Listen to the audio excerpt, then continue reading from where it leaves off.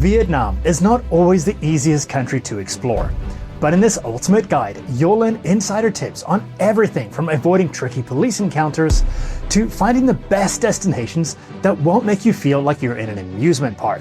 Before we share which places you should avoid, I want to start by talking about one of the best places in all of Vietnam, and that is Ninh Binh. This little, unassuming town, just 3 hours south of Hanoi, is often treated as a day trip from Hanoi. But that's a huge mistake. Ninh Binh is often referred to as Ha Long Bay on land due to its impressive karst mountains and the river system that flows between them. The biggest draw for Ninh Binh is the Trang An Scenic Landscape Complex, which is a UNESCO World Heritage Site. The best way to explore this area is by taking a tour on a rowboat, and that'll take you around the rivers, caves, and ancient hidden temples. Make sure you opt for the government-run option if you don't feel like getting hassled by touts. The countryside around Ninh Binh is also wonderful to explore. It's a large area, so I would recommend renting a bicycle or a scooter. Most hotels or homestays will be able to help you with this. Don't forget to hike to the top of Hang Hoa Mountain so you can enjoy the impressive views over the entire area. All in all, Ninh Binh feels like a breath of fresh air after the hectic energy of Hanoi, and it's easily our favorite place in Vietnam. Because there's so much to explore, even beyond what I've mentioned, I really suggest you leave at least 4 days for Ninh Binh. The next place that often gets overlooked in favor of a bigger neighboring city is Hoi An. It's not that there aren't any tourists there, there's plenty, but the vast majority are visiting as a day trip from Da Nang. Once again, I think that's a big mistake. Hoi An is one of the rare places in Vietnam with an old town center that has survived the bulldozers. In fact, Hoi An is so special that it was recognized as a UNESCO World Heritage Site. Apart from the charming old town, Hoi An also has a beach scene. In fact, it's the same beach that stretches all the way from Da Nang down to Hoi An. Along the coast, you'll find lots of fun restaurants and bars. You can also get luxury hotels right on the beach, or if you're on a budget like us, a hotel that's only 1 block back from the beach for just $25 a night. If you want to explore the iconic paddy fields of Vietnam, then Hoi An also has you covered, as there's a large stretch of countryside covered in rice paddies that splits the old town from the coast. I'm sure you're all eagerly awaiting to hear which places you should avoid on your trip to Vietnam. So let's start with the most controversial one. But before we share that, if you want to create your own self-guided tour of Vietnam, we've created an interactive Google Map and travel guide. With over 100 curated locations, including fantastic homestays and great sunset photo spots, our map will help you get the most out of your Vietnam trip. Our personal tips are also included in each map pin. Download the map directly into your Google Maps app to find the best spots at the click of a button. You'll find the link in the description, or you can scan the QR code on screen. Ha Long Bay is massively overrated and should be completely avoided. Ignore the glossy tourist brochures that show pristine water and a couple of traditional sailing ships. Those days are long gone. Instead, you'll find hundreds of diesel-powered ships carrying thousands of tourists around Ha Long Bay, where you can see the pretty limestone casts and the not-so-pretty plastic garbage floating everywhere in the bay. You'll also see hundreds of intensive fish farms that are by no means helping to keep the bay clean. This is not just my opinion. We have had so many viewers share their own disappointing experiences of visiting Ha Long Bay. If you do insist on visiting the Ha Long Bay area, then make sue you get a cruise that visits Lan Ha Bay in addition. It's adjacent to Ha Long Bay, so the nature is essentially the same, but there's slightly fewer ships and the water is a bit cleaner. It's by no means perfect, and honestly, Ninh Binh is just as pretty and a significantly more serene experience. The next place you should avoid on your trip is Sapa. But I have to put a little asterisk next to this one. If you want to see the beautiful landscape of northwest Vietnam, then Sapa is one of the easiest places to do so. It's easily reached from Hanoi by plenty of bus companies, and there are hundreds of hotels to choose from in Sapa town. But in order to actually see the prettier side of the mountains, you have to drive a fair way out of town. But even then, more and more rice terraces are being destroyed to make way for new hotels and homestays. And with construction comes new plastic pollution littering the surrounding landscape. If you're traveling Vietnam by motorcycle, or you're traveling as a family or group of friends, then I would recommend visiting Tram Tao instead.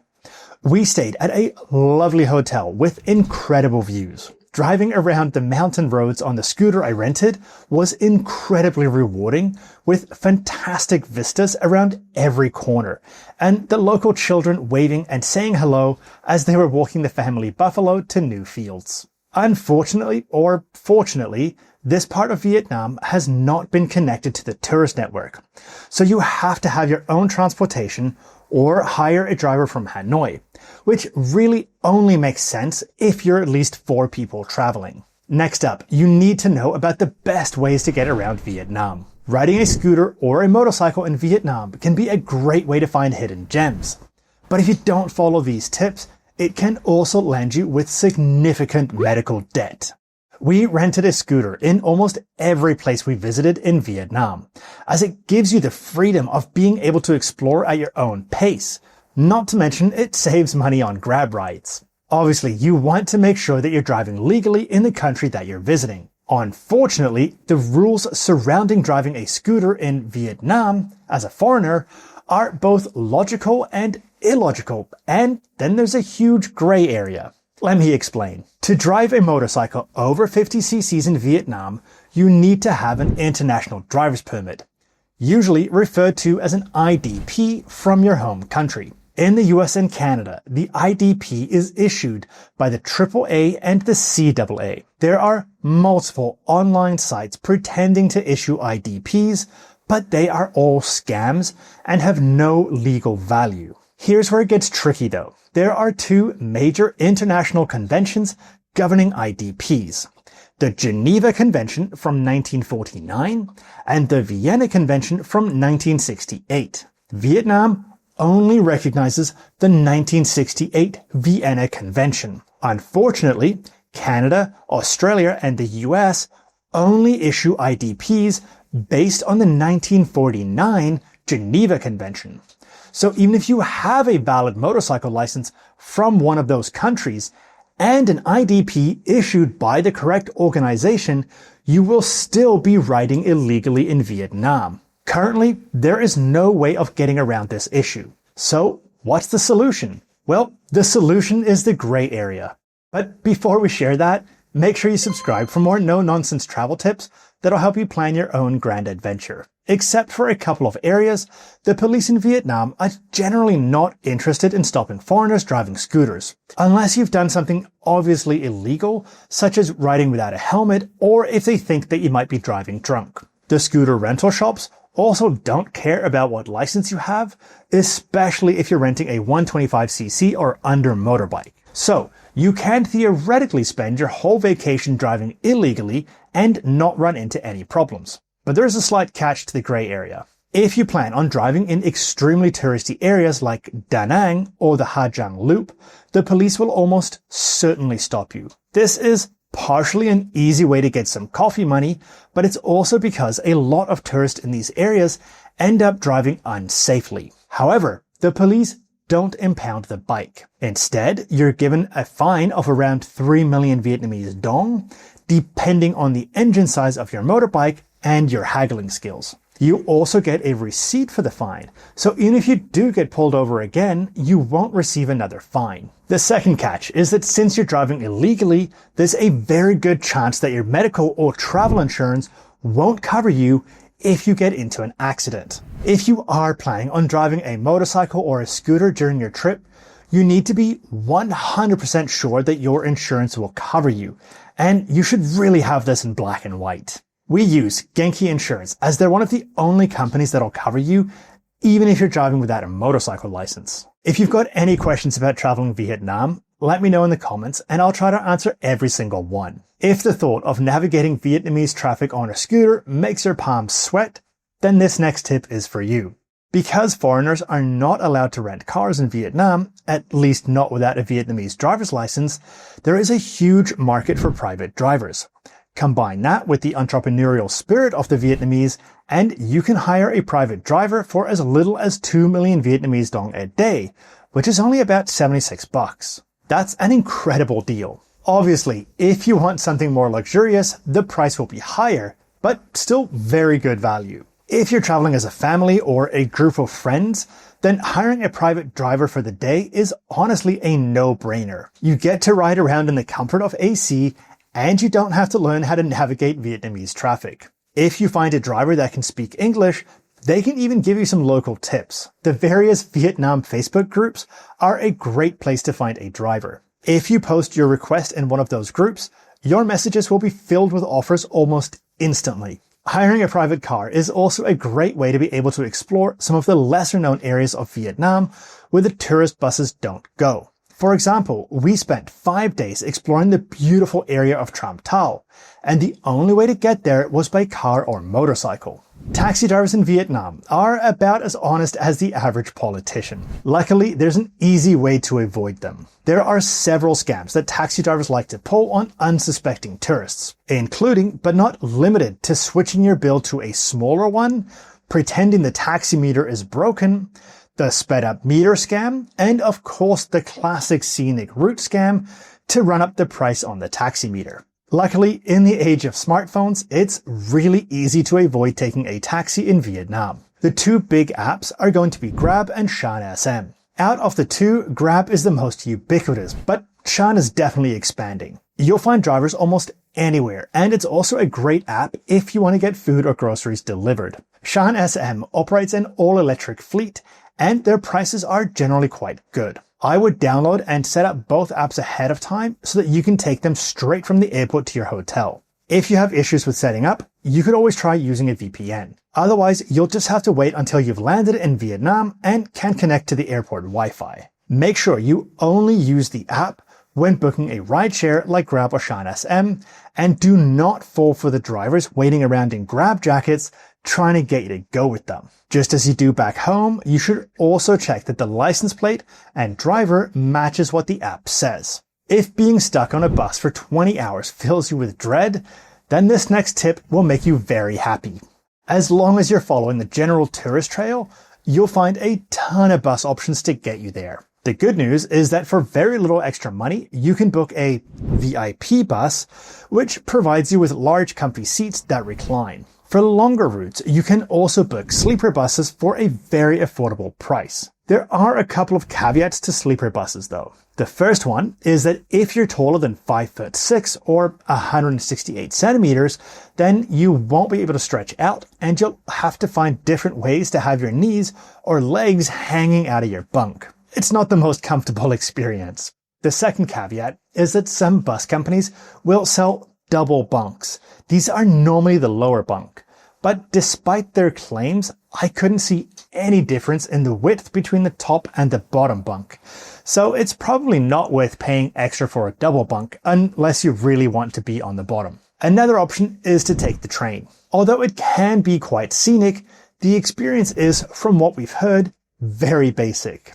We've had a lot of people ask about the sleeper train specifically, but from our research, it really shouldn't be your first choice. The hygiene on board is not the best, and unless you opt for a completely private cabin on the sleeper train, you could have other passengers entering at random times during the night as the train stops at different stations. There is talk of building a high-speed rail network that would run all the way from Ha Long Bay to Ho Chi Minh City. Although this latest plan is new, the idea of a bullet train connecting the whole country has been seriously discussed since 2010. If it does finally happen, it would be an incredible upgrade for Vietnam, but I'm not holding my breath. Your last and best option for traveling long distances in Vietnam is to fly. The prices are quite affordable, with flights between Ho Chi Minh City and Da Nang, for example, starting at around $60. Vietnam Airlines is the national carrier, and their tickets usually include a checked bag, even on their cheaper fares. We found their prices to be very competitive on domestic routes once you include fees. The aircraft have more legroom than the low-cost carriers, so if you're tall, then this is definitely the airline for you. Vietjet is the other big airline, and it's best compared to Ryanair in Europe. They will nickel and dime you for every little thing, and you can be assured that they will weigh your hand luggage to make sure that it's not overweight. Vietjet also has a reputation for extremely long delays and randomly cancelling flights. And on top of that, they've also got a reputation for providing really bad customer service. After you add on fees for extra hand luggage or a checked bag, their prices aren't actually that cheap in the end. Bamboo Airways is a relatively new airline that has seen its share of financial ups and downs behind the scenes. So far, they still seem to be operating without issue, but in the current high fuel price environment, who knows? Now that you know how to get around Vietnam, let's talk about where you should eat. The image of slurping on a bowl of noodles while sitting on a plastic stool on the sidewalk is iconically Vietnamese. But will joining in on this experience land you in the hospital with food poisoning? We love street food and are genuinely happiest when eating at street stalls and local hole-in-the-wall restaurants that the locals like to frequent. We spent over a month traveling Vietnam and we never got sick from eating street food. In fact, the only place we got sick from was the restaurant in our hotel. Obviously, there are a few safety tips to follow, but if you follow those, then you can avoid food poisoning in Vietnam and not be that tourist eating at McDonald's. If the area around the street stall and the food prep area is clean, then that's a good start. Although in Vietnam, they do tend to just throw used napkins onto the ground, so a stall can end up looking really dirty in between batches of diners until the owner gets a chance to sweep. Next up, make sure that perishable ingredients are being kept on a bed of ice if there's no fridge. You can try to see if a stall is listed on Google Maps, and then you can check their reviews, but that's honestly pretty rare. Instead, you have to go old school and trust your instincts, along with seeing where the locals are eating, and that's always the best indicator. Ironically enough, the worst culprits for food poisoning in Vietnam aren't always the street stalls or hole-in-the-wall restaurants. I've read countless stories from people who had no issues on their whole trip until they craved a burger or KFC on their last day, and then ended up being horribly sick. Now that you know how not to get sick from eating out, let's talk about some travel essentials. These might sound boring, but if you get them wrong, you could find your holiday budget being drained by a series of small mistakes that are really easy to avoid. This next tip is extremely crucial to follow, as you could end up losing your entire Vietnam trip if you don't. Vietnam requires a visa for visitors from the US and Canada. It's not a digital arrivals card like Thailand, but an actual visa that you have to apply for. Luckily, it's extremely simple to do so. As long as you use the official website, you shouldn't have any issues. Leaving enough time for your visa application is critical, and I can't stress it enough. As soon as you've booked your flights and your dates are fixed, apply for the visa. Do not leave it to the last minute. Officially, you're supposed to get it within 3 business days after applying, but that's most definitely not a guarantee, and the last time it actually took 4 business days before we got ours. If you completely forgot about your visa and you're panicking because it hasn't been processed in time, there is a solution. There are several companies that will help you get an expedited visa. The cost will vary depending on how last minute you've left your visa application. I haven't had to use any of these companies, so I can't really recommend one. But again, if you take a look at some of the Vietnam Facebook groups, you should be able to find a company that others have used. The cost for the regular visa is roughly the equivalent of $25 on the official website. So if you're on a website that charges more than that for the regular visa, then you're probably being scammed. It's worth noting that the $25 is for the single entry visa. You will need to pay more if you want a multiple entry visa, which would be useful if you're planning on doing some side trips to Cambodia or China during your visit to Vietnam. If you only search for major Western hotel brands in Vietnam, you will be missing out on the best deals.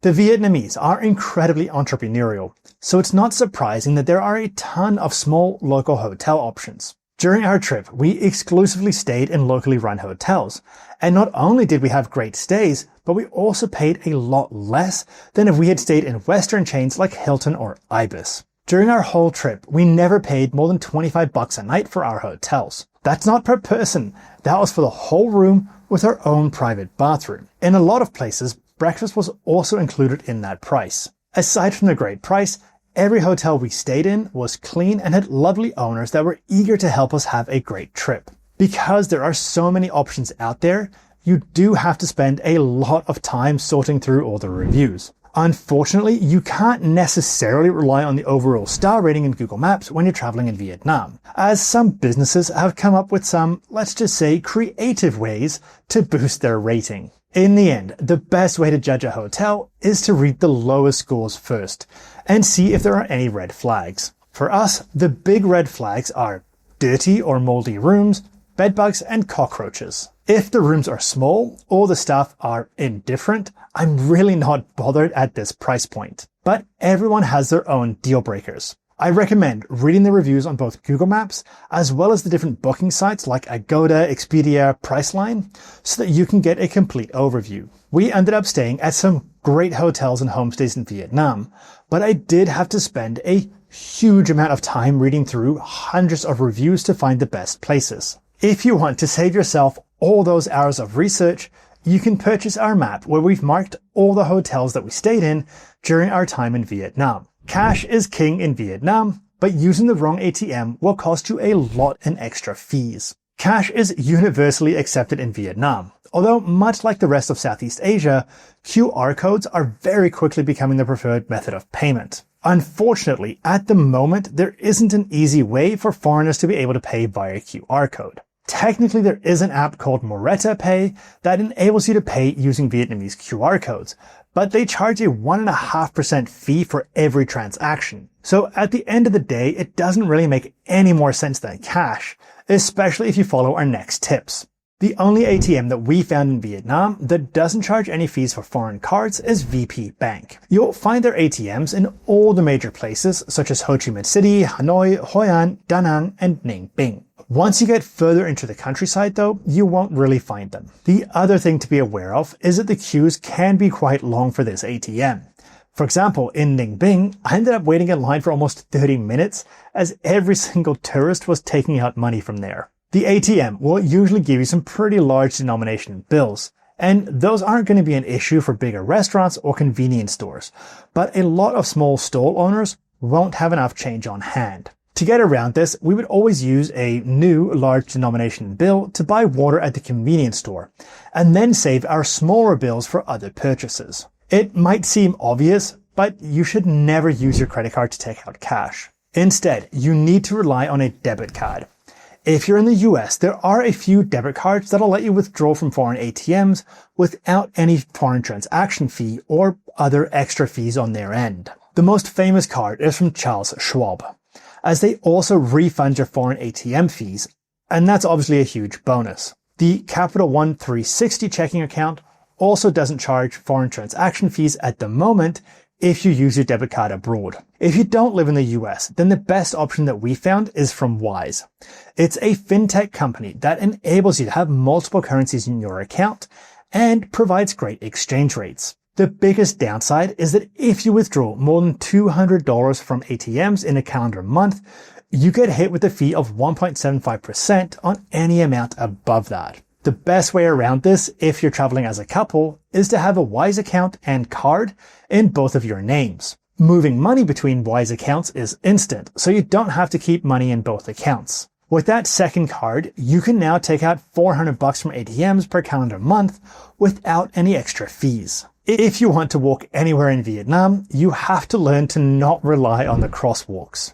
Vietnamese traffic can seem especially crazy at first glance, but there is a method to it. The best analogy for Vietnamese traffic is a school of fish. It will weave, split, close, and adapt constantly without ever coming to a halt. Even as a pedestrian, you shouldn't expect traffic to stop for you just to cross the road. And you'll need to learn how to slowly make your way through it and let the traffic flow around you.